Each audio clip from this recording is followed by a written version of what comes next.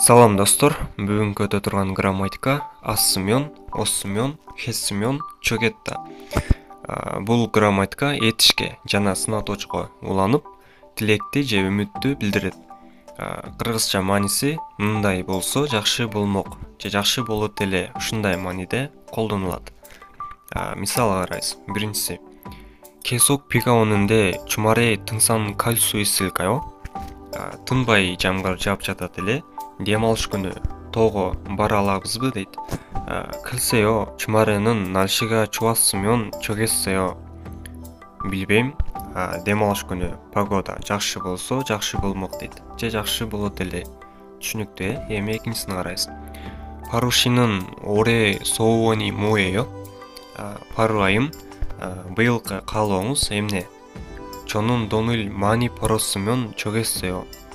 Мен акчаны көп тапсам жакшы болмок дейт. Үчүнчүсүн карайсыз. Туанши онже көрөн халкоео. Туан мырза качан үйлөнөсүз дейт.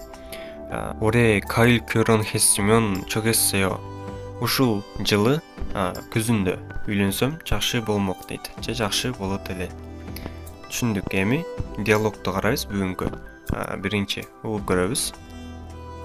아디씨, 여기 웬일이에요?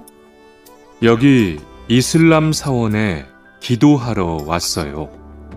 오늘은 금요일이 아닌데 오늘도 예배를 드려요?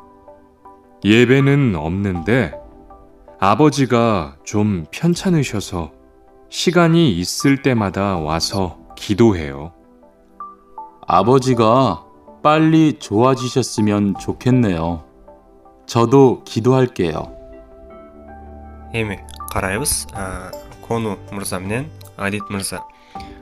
Кону, Адитчи йоги венирээ요? Адит мырза, бул жерде эмне кылып жатасың? Йоги ислам сауоне кидохаро вассаё.